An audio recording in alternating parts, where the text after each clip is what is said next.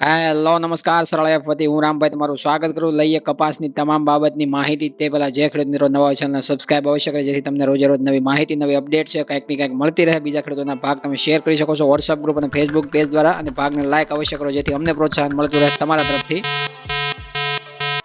કપાસ બજારની અંદર જોઈએ તો સોમવાર અને આજે મંગળવારના રોજ છે આવકનું પ્રમાણ છે આપણને ઘણું બધું જોવા મળી રહ્યું છે, કારણ કે વરસાદી માહોલ બાદ છે કપાસની અંદર હાહાકાર જેવી પરિસ્થિતિ કહી શકાય.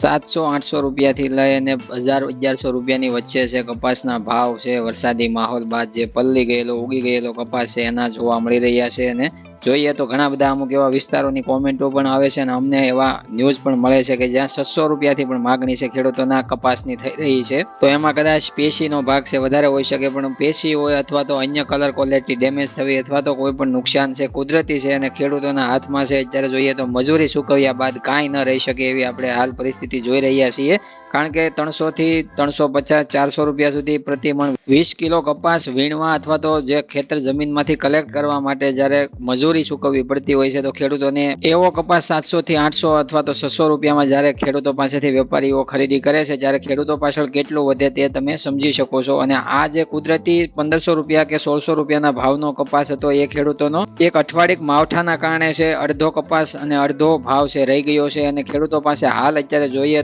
તો નવી જે વીણી કરવા માટે અથવા તો જે નવી વીણી આવવાની છે, આ જે વરસાદી વીણી છે પૂરી થયા બાદ નવી વીણી જ્યારે આવવાની છે તેમાં હાલ છે ગુલાબીએ સંકેત આપી દીધા છે. અને ગુલાબીના સંકેત છે વધારે પડતા ખેડૂતો માટે નુકસાનકારક મજૂરીને લઈને, અને જે ફરીવાર એમાં ભાવનો ઘસારો થઈ શકે છે, ક્વોલિટી ડેમેજ થઈ શકે છે ગુલાબી ઈયળના કારણે. અને તમે તમારા પ્લોટ અથવા ખેતરની અંદર તમે જોઈ શકો છો અને તમે જોઈ અને તમે કોમેન્ટ કરી શકો છો કે તમારી જે નવા અત્યારે હાલ તૈયાર કેરી બનેલી છે, ઝીંડવા જે બનેલા છે એની અંદર ગુલાબીનો પ્રકોપ છે કે નથી. ખાસ એનું નિરીક્ષણ કરવું જરૂરી છે, કારણ કે હવામાન એને સપોર્ટ કરી રહ્યું છે અને આવા હવામાનને લીધે ગુલાબી છે વધારે પડતી જન્મ ધારણ કરતી હોય છે અને નુકસાન કરતી હોય છે. એક પેશી બે પેશી એક કેરીની અંદરથી બગાડ છે કરતી હોય છે. તો તમારા વિસ્તારોમાં ગુલાબીનો પ્રકોપ છે કે નથી એ ખાસ કોમેન્ટ કરો જેથી તમામ જે વિસ્તારોના ખેડૂતો જે ભાગ જોતા હોય એને વધારે પડતી માહિતી મળે અને પોતે એના ઉપર એક્શન લઈને ડેલ્ટા 11% નામની દવા કોઈ પણ સંયોજનમાં આવતી હોય છે, તો ખાસ કરીને કોઈ પણ કંપનીની સારી એવી કંપનીમાં ડેલ્ટા 11% જે દવા આવતી હોય છે એનો છંટકાવ કરવો જરૂરી હોય છે.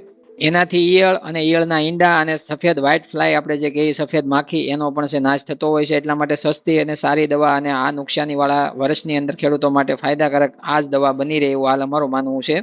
જોકે અમુક વિસ્તારોમાં કપાસ પૂરા પણ થઈ ચૂક્યા છે, એમાં કોઈ દવાનો છંટકાવ ન કરી શકે એવી પણ પરિસ્થિતિ છે, કારણ કે કપાસની અંદર પાંદડું જ નથી તો ખાસ કરીને દવા છાંટવાનો કોઈ મતલબ નથી. એટલા માટે અમુક પરિસ્થિતિઓમાં કપાસમાં નુકસાની એટલી બધી છે કે જ્યાં પાંદડું નથી, માત્ર ડાળખા અને કપાસના જે થળિયા છે ઊભા છે, અને અત્યારે હાલ ખેડૂતો છે વીણી કરે એટલે પહેલી ને છેલ્લી વીણી હોય એવું હાલ કહી રહ્યા છે. તો આવા બધા અલગ અલગ નુકસાન છે ખેડૂતોને આ વર્ષની અંદર આ સિઝનમાં જોવા મળ્યા છે. છતાં પણ છે કોટન એસોસિએશન ઓફ ઇન્ડિયા દ્વારા છે નિર્ણય છે 305 લાખ ગાંસડીનો જ્યારે દેશની અંદરથી ઉત્પાદન આવી શકે એવો ધારણા મૂકવામાં આવી છે. તો એ કેટલી સાચી સાબિત થઈ શકે એ તમે વિચારી શકો છો, કારણ કે એક તો માવઠાથી છે કપાસ ઘણો બધો છે ઘટી ગયો છે, વજન ક્વોલિટીમાં જે ડિફરન્સ આવ્યો છે, ક્વોલિટીમાં જે કપાસિયામાં વજન વયો ગયો છે, ક્વોલિટી આપણે ધારીએ પ્રમાણે ઉતારો આપતી નથી. બીજા નંબરમાં ગુલાબીનો પ્રકોપ છે. અમે એવું ધારીએ છીએ કે જે માનીએ છીએ એના ઉપર અમને એવું લાગી રહ્યું છે કે ગુલાબીનો પણ 20 થી 30% ઘટાડો છે આવી શકે છે આગામી જે વીણી છે એની અંદર, અને એના લીધે પણ છે ખેડૂતોને નુકસાન જોવા મળે છે. અને જોઈએ તો વાવેતર વિસ્તાર છે ગુજરાતની અંદર ઘટેલો છે એ પણ સૌ આપણે જાણીએ છીએ. એટલે ખાસ કરીને આ ત્રણ મુદ્દા ઉપર તો ઉત્પાદન આમે ઘટવાનું છે. તો ગઈ સિઝનમાં 310 લાખ ગાંસડી સામે 305 લાખ ગાંસડી છે. આ સિઝનમાં કઈ રીતના બની શકે હાલ પૂરતું તો પ્રથમ અંદાજમાં અમને એવું લાગી રહ્યું છે કે વધારે પડતા ભાવને અંકુશમાં રાખવા માટે છે આ રિપોર્ટનો આંકડો છે આપવામાં આવ્યો છે, કારણ કે આ આંકડા બાદ છે બજાર ઉપર થોડુંક દબાણ જોવા મળ્યું છે, જ્યારે વેચવાલીનું પ્રમાણ છે નબળી ક્વોલિટીના લીધે પર ડે 2.5 થી 3.25 લાખ મણની આવક છે જીનિંગ મિલો, માર્કેટિંગ યાર્ડો અને ગામડેથી વેચાણ જે જોવા મળી રહ્યું છે ખેડૂતો દ્વારા જે સંગ્રહિત ન કરી શકાય એવી ક્વોલિટી જે તમે સ્વાભાવિક સમજી શકો છો, એના લીધે એનો પણ ભાવ ઉપર છે દબાણ બનતું હોય છે. ત્રીજા નંબરનો મુદ્દો જોઈએ તો આગળના ભાગમાં ચર્ચાઓ કરીએ આપણે એવી રીતના ઇમ્પોર્ટ એટલે કે આયાત જે કરવામાં આવે છે, રૂની જે આયાત થઈ રહી છે, સરકાર આયાત ડ્યુટી ફ્રી કરવાને લીધે ડિસેમ્બર સુધી આયાત ફ્રીની જે ઘોષણા કરવામાં આવી છે એના લીધે છે ભાવ ઉપર એનું પણ છે આપણને દબાણ જોવા મળે છે. હાજર બજારમાં રૂની ગાંસડી ઉપર પણ એનો પ્રભાવ પડતો જોવા મળે, કારણ કે એક તો વિદેશ વાયદાનો સપોર્ટ નથી,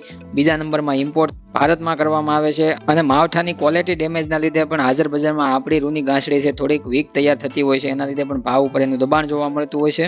અને અમુક વિસ્તારોમાં જોઈએ તો માર્કેટિંગ યાર્ડો અમુક હોય છે, અમુક જીનિંગ મિલો જે પ્રાઇવેટ સંસ્થા ખરીદી કરતી હોય છે કપાસની, તો ત્યાં પણ ખેડૂતોની વેચવાલી એટલી બધી, જ્યારે નાણાં ભીડની સમસ્યાઓ, નાણાંની જે સમસ્યાઓને લીધે મજૂરી ચૂકવવાની હોય છે ખેડૂતોને, અને ભાવ છે કોઈ પણ પ્રકારના ઊંચા નથી મળતા, એટલા માટે વધારે પડતો માલ વેચવો પડતો હોય છે. એના લીધે પણ વધારે નાણાંની જરૂરિયાતના લીધે પણ છે વેચાણ ખૂબ જ જોવા મળી રહ્યું છે, કારણ કે વરસાદી માહોલમાં એક બાજુ કપાસની ક્વોલિટી રહી શકે એવી નથી અને બીજી બાજુ નાણાંની જરૂરિયાત છે. ત્રીજી બાજુ જોઈએ તો ખેડૂતની હાલ સમસ્યાઓ છે બે પ્રકારની બનેલી છે.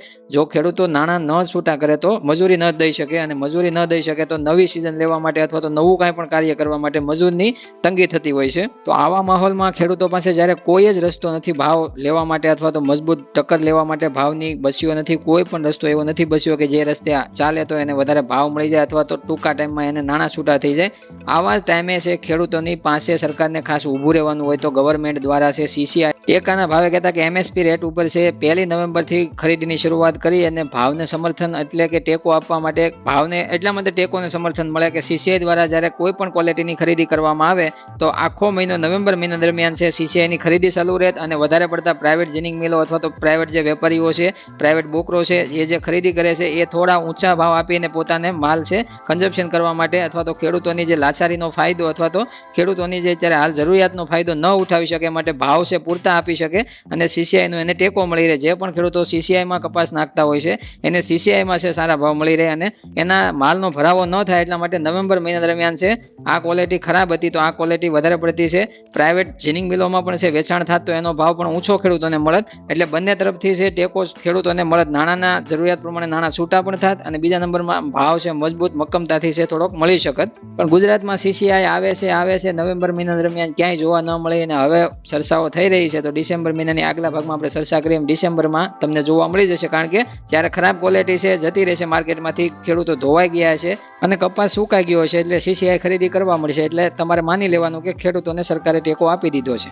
હવે જોઈએ તો 17 નવેમ્બરના રોજ હાજર બજારમાં રૂના ભાવની ચર્ચા કરીએ તો ગુજરાત શંકર ઘાસડીમાં 29 ગ્રેડની અંદર છે 51,000 થી 51,900 અને 52,000 સુધીના ભાવ છે જોવા મળતા હતા. વધારો ઘટાડો છે નથી જોવા મળતો. એવી રીતના પંજાબ હરિયાણા રાજસ્થાન લાઇનની વાત કરીએ તો 27 ગ્રેડની અંદર 47,200 રૂપિયા એક ઘાસડીના ભાવ છે જોવા મળ્યા હતા, એમાં પણ વધારો ઘટાડો નથી જોવા મળતો.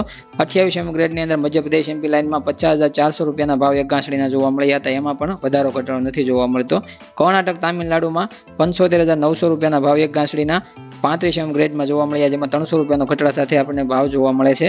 કર્ણાટક તામિલનાડુમાં 34 ગ્રેડની અંદર એક પણ ઘટાડો નથી જોવા મળતો. 74,200 રૂપિયાના એક ઘાસડીના ભાવ જોવા મળે છે. એવી રીતના જોઈએ તો કપાસમાં સારી ક્વોલિટીમાં 1250 રૂપિયાથી લઈને એકસ્ટ્રા સુપર ક્વોલિટીમાં જોઈએ તો 1550 રૂપિયા સુધીના બજાર છે હાલ માર્કેટિંગ યાર્ડો અને ગામડેથી છે આપણે જોવા મળી રહ્યા છે સારી ક્વોલિટીમાં, જેમ કે નબળી ક્વોલિટી 800 થી 1,000-1,100 રૂપિયાની વચ્ચે વેચાઈ રહી છે. એવી રીતે વિદેશ વાયદો અમેરિકન કોટન આઈસ ફ્યુચર્સની વાત કરીએ તો ઇન્ટ્રાડે સ્થિતિ ડિસેમ્બર કોન્ટ્રાક્ટમાં છે આપણે જોવા મળી 62.50 સેન્ટની ઓપનિંગ સપાટી, જ્યારે ઊંચામાં થળે 62.82 સેન્ટના ભાવ જોવા મળ્યા. લોવર સાઇડ તળિયાના ભાવ 62.13 સેન્ટના જોવા મળ્યા, જ્યારે સેટલ થયો વાયદો રાત્રે 65.36 સેન્ટે 0.13 સેન્ટના ઘટાડા સાથે, પણ એવામાં વોલ્યુમનો ઘટાડો જોવા મળશે. ફોકસ છે માર્ચ કોન્ટ્રાક્ટની અંદર જોવા મળશે, જ્યારે ઓપનિંગ સપાટી 64.14 સેન્ટની માર્ચ કોન્ટ્રાક્ટમાં જોવા મળી. ઊંચામાં થળે 64.52 સેન્ટના ભાવ જોવા મળ્યા. લોવર સાઇડ તળિયાની સપાટી 63.80 સેન્ટની જોવા મળી, જ્યારે સેટલ થયો 64.6 સેન્ટના રેન્જે 0.07 સેન્ટના ઘટાડા સાથે વાયદાની અંદર 1,61,998 વોલ્યુમ કોન્ટ્રાક્ટ સાથે વાયદાની અંદર મામૂલી ઘટાડો છે આપણે જોવા મળે છે. પણ વિદેશ વાયદાનો તેજીવાળો સપોર્ટ છે ભારતીય ઘાસડીને અથવા તો ભારતીય કપાસના ખેડૂતોને કપાસના ભાવ મજબૂત અપાવી શકે છે. હાલ તો ટૂંકું ને ટચ છે, સારા માલ અથવા સારી ક્વોલિટીને સારા ભાવે ખરીદવા માટે સૌ કોઈ તૈયાર થઈ શકે છે, પણ જ્યારે ખરાબ ક્વોલિટી, જ્યારે કુદરતી માર સામે સરકાર પણ છે ટેકો નથી આપી શકતી એવું સાબિત આ વર્ષે કરી દીધું. તો મિત્રો કાંઈ પણ ન સમજાય તો કોમેન્ટ કરજો, નવી માહિતી જોતી હોય તો પણ કોમેન્ટ કરજો. હવે મળીએ નવા ભાગ સાથે, જ્યાં સુધી તમામ ખેડૂત મિત્રોને જય જવાન, જય કિસાન, જય ભારત, જય ઠાકર.